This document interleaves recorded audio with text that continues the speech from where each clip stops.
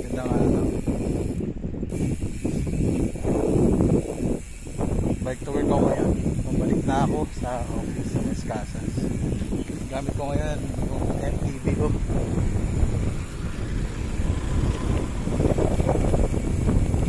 Mamaya i-review na rin natin itong MTV.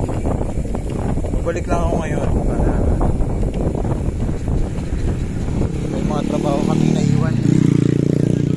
Kailangan na namin ayusin. So mamaya itutur ko kayo sa loob ng Las Casas. Makikita nyo yung lugar gaano maganda.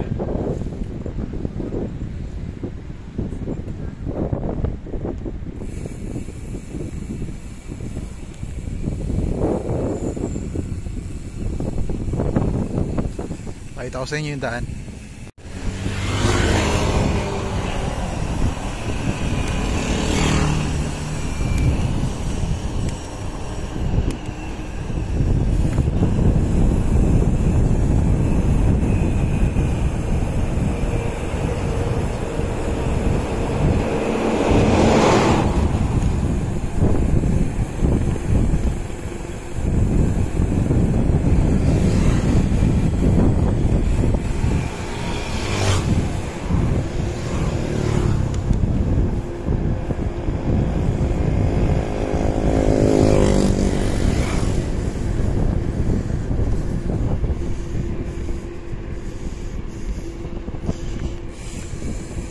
So ayun na nga.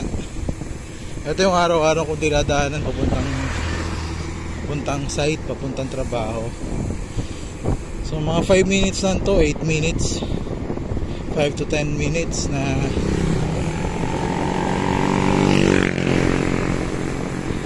bike. Nandun na ako.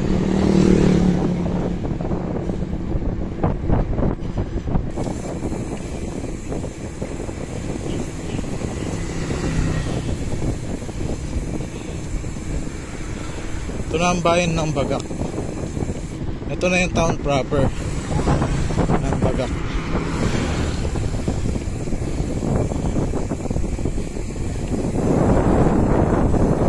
Bagong bayan, Bagak, Bataan.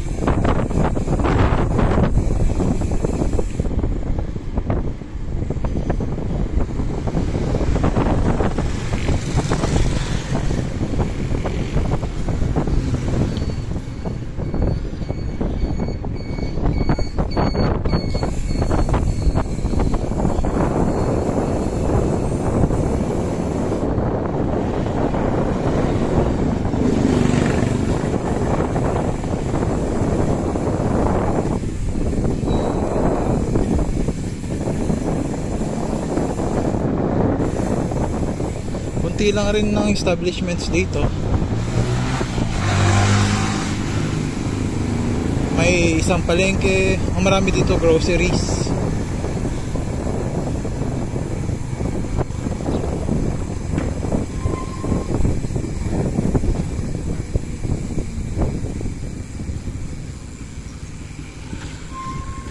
Yun ang si Darwin.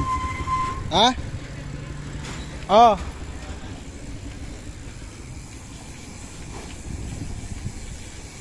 Hindi ko na-get yung sinabi ni Darwin. Timekeeper namin yun sa loob.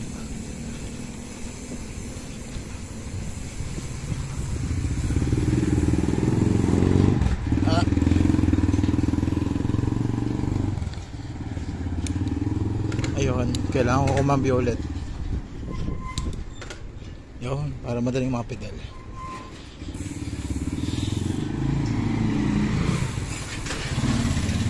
Bali ito yung employee entrance ng Las Casas.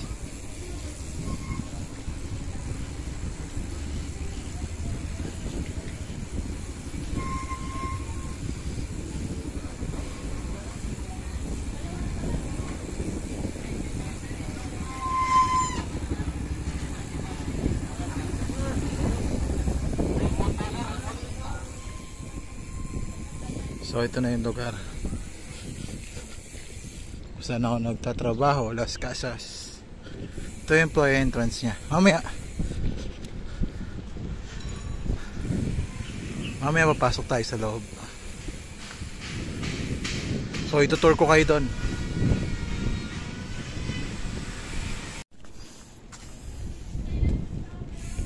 Yun, tara, pasok tayo sa loob. 5,000 yung loob.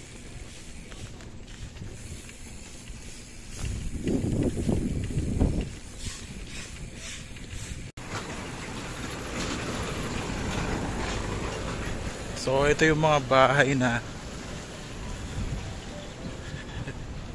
binili nila tapos tinransfer dito sa Bataan.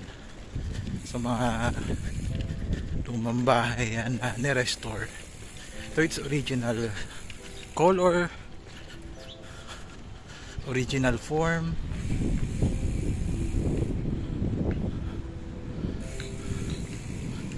So ito yung mga yan. So syempre before binaklas-baklas yan sa original location niya, pagkabili, ginawan muna ng matindi-tinding documentation kada bahay.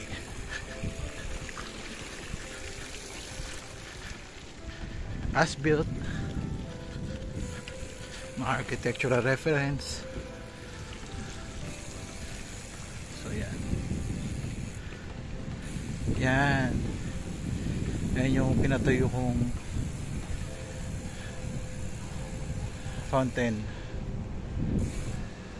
Tawag dyan ay De Castro Fountain. Hindi lang naman ako, marami naman kaming gumawa niyan at nag-design. Ako lang yung nag-head sa pagpapatayo. Tsaka yung ibang mga design ko nagamit din sa ano na yan, sa fountain na yan.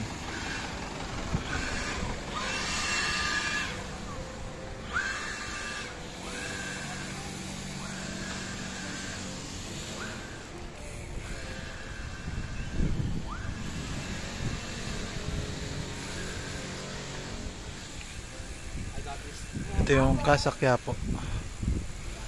Hindi kasya sa screen eh, pero yung mga houses.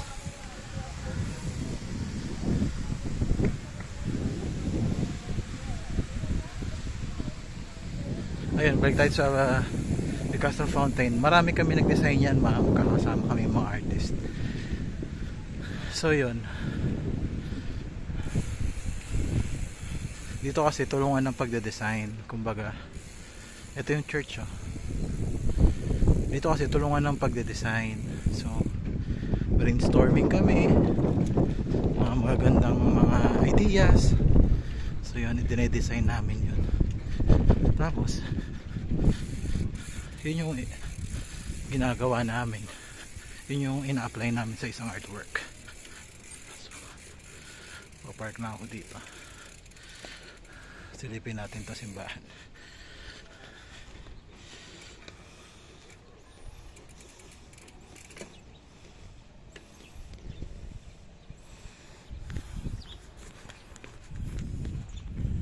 Ito yung simbahan.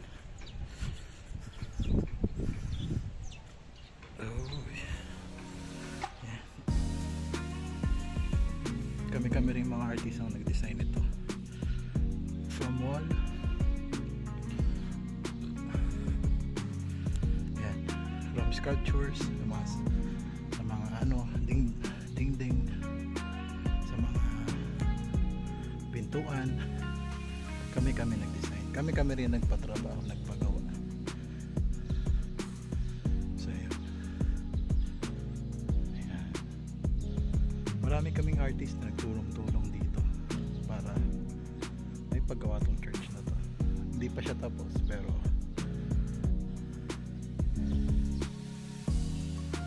hindi namin tinitigilan hanggang sa matapos.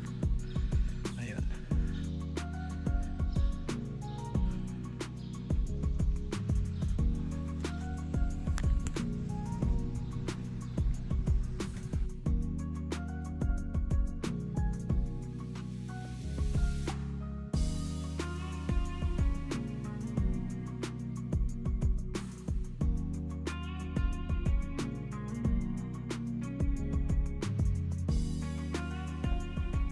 Ngayon, ikot ulit tayo.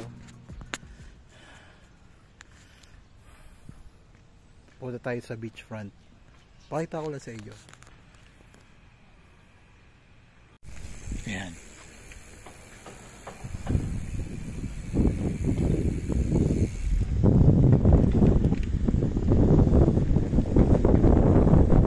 Yung tulay. Tatawirin natin yung tulay na yan.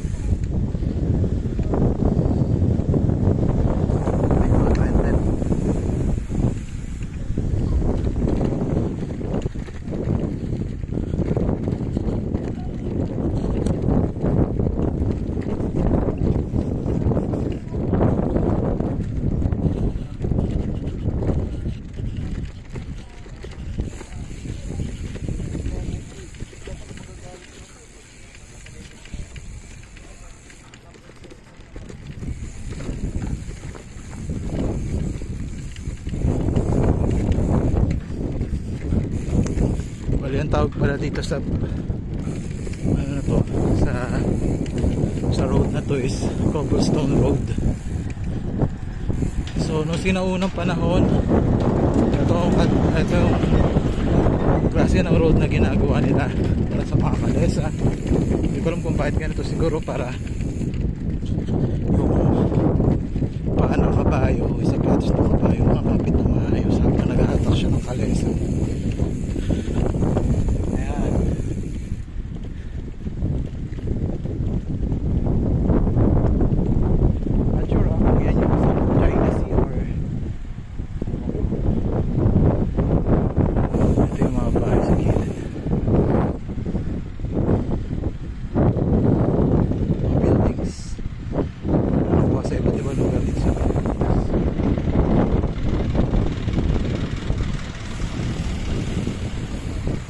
Siyempre pag pumunta rin kayo dito, may free service din, which is yung ano,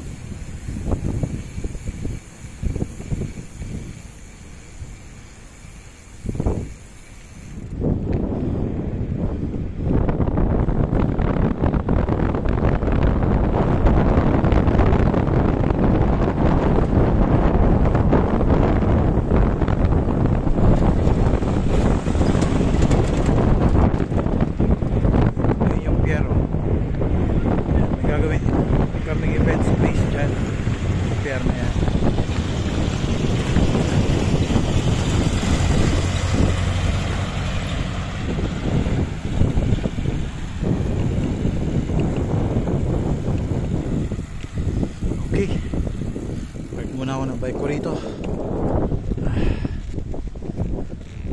Ayun yung bridge, Kagitingan Bridge. Ayun, sana na-enjoy nyo yun. Kahit may tour lang, nakita nyo yung Las Casas kung saan ako nagtatrabaho, tsaka yung mga ibang works ng mga ibang naging artist dito at mga architects, mga engineers. So yun, siguro one day makagawa rin tayo ng mga detailed na detailed na tour dito. Makikita nyo bawat bahay, specs nya, yung tsura sa loob. Ayoko lang masyadong ngayon maglabas ng kumbaga mga about dito sa Las Casas kasi nga diba cycling yung ano natin, yung target natin na diba na kumbaga usapan. So yun, so mamaya bike check tayo ng bike ko. Ano ko lang muna, paparado ko lang muna dito. So yun, maraming salamat. Balikan ko kayo, trabaho lang muna ako, tapos bike check tayo pagkatapos. Mag-interview lang ako ng mga tao. So yun, okay, magandang hapon. Bali hapon na dito sa Las Casas. Ito yung background natin, yung De Castro Fountain. So mag-bike check tayo ngayon pala. So papakita ko sa inyo yung build ko. Actually ano siya, all sagmit, almost lahat sagmit siya yung tatak ng mga parts. So papakita ko sa inyo yung build. So ito siya.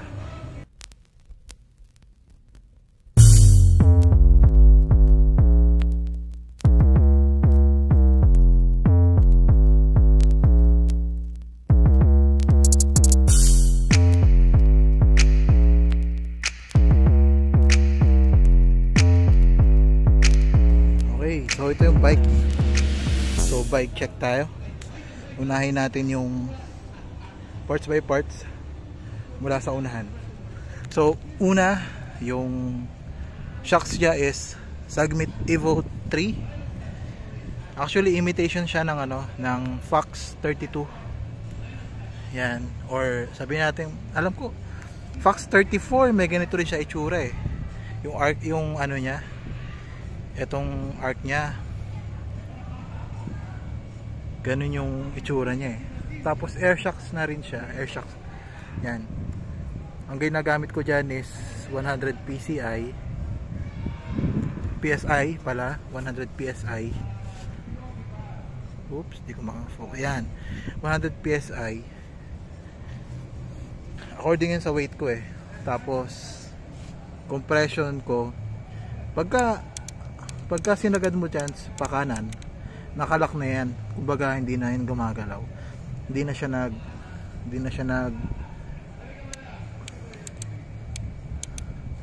siya nagbabounce kumbaga. Pagka ito yung adjustment mo kung gaano kalambot yung gusto mo. Pakaliwa naman. So yun. So napakaganda nitong shocks na to. Matibay pa for me ah. So yun. Tapos ang price niya is nasa, if I'm not mistaken, 3,500 something ganun. So sobrang budget na shocks na siya. Sunod ko is yung ano, yung hubs niya. Yan, Sagmit Evo 3 na hubs, gold. Ang price niya is 3,000 pesos. Ganun din sa likod. So tunog mayaman na siya, diba? Tunog mayaman na siya. So okay na rin siya for me. Sunod is yung brake set ko, Sagmit Edison 2.0. Kagandahan ito, around 1.5 or 1.7 to 2,000 ang price niya. Set na yan. Yan. Yan. Ang kagandahan nitong brake set na to is ano na siya, may ang tawag dito, yung cooling fins na siya. Yan, may cooling fins na siya. Tsaka malakas yung brake niya, sobra. So sulit siya, sulit for around 2,000 pesos. Sulit na siya. So sumunod ko is itong crankset. Yan, Sagmit crankset Evo 3. So balik rin natin yung bike.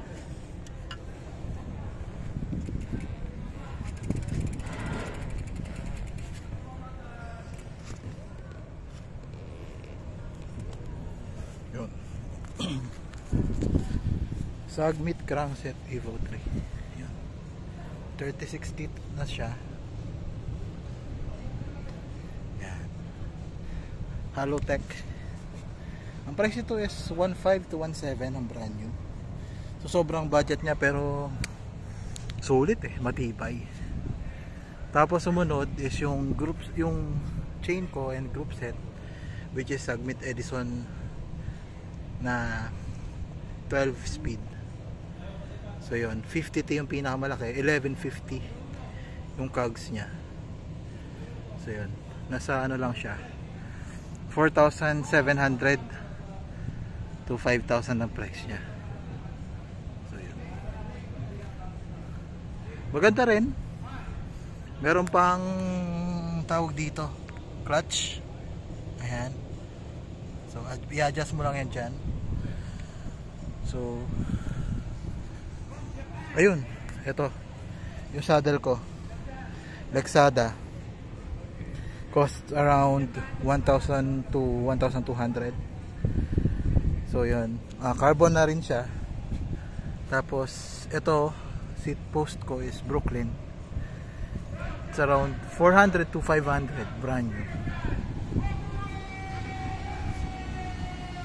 Yung ano ko, yung handlebar ko is Sagmit din. If I'm not mistaken, Evo 2. Tapos yung ano ko, yung headset ko is Sagmit Evo 3. Yan. Tapos yung stem ko 35mm is Safari Sagmit 2.0. Yung whole bike ay yung ano niya, yung body niya Trinx Majest 100 medium 27.5 fiber. So yun siya. Ano siya? 61 na alloy, which is for me is matibay na rin. Okay na rin. Which is ano yan parang pinaka standard ng alloy. Magaan rin naman siya, tsaka matibay. So yun ang review ng bike natin, ng mountain bike natin. Sana nagustuhan nyo yung bike, yung build ko na budget build. Budget lang talaga siya, pero parang gumamit ng, sabihin na natin, parang giant na maganda na bike na XC, diba? So mas prefer ko ngayon kasi yung hardtail kaysa sa softtail, which is yung tinatawag nilang full sus. Kasi mahal ang full sus. Pangarap ko rin, pero sa ngayon doon tayo sa kaya natin bilhin. Doon tayo sa realistic. So mahal na mahal ko itong bike na to. Siguro kung magkakaroon man ako ng maraming bike, kung ibenta man ako ng bike, hindi ko to ibibenta. So yun, first bike ko kasi siya na baga biniled according sa kagustuhan ko at sa size ko. So yun, sana kayo din makapag-building kayo ng bike nyo. So yun, maraming salamat sa panonood. Idadalhin natin to sa isang lugar, itong bike na to, para mapakita ko sa inyo yung kakayanan niya sa daan. So yun, siguro mag Little Baguio tayo next time. So again, nandito nga pala ako sa loob ng Las Casas, and pauwi na rin ako, kakatapos ko lang sa trabaho. Sana magkaroon din tayo ng time para ma-tour ko kayo dito. Kanina glimpse lang yon, yung pinakita ko sa inyong lugar ng Las Casas. Wala pa yun sa kalahati. So yun, makikita nyo to. Sana house per house ma-tour ko kayo puyatin ng panahon, para sana rin gusto niyo rin na pumunta rito, bisita kayo dito, maganda rito. So yun lang, magandang araw sa inyo lahat. Nawa ingatan kayo ng Diyos natin, ng Panginoon, at sa lahat ng gagawin nyo maging masaya kayo, at mag-prosper kayo sa lahat ng gagawin nyo sa buhay, sa lahat ng plano nyo sa buhay. Nagabayan kayo ni Lord. So maraming salamat guys. Please keep supporting me.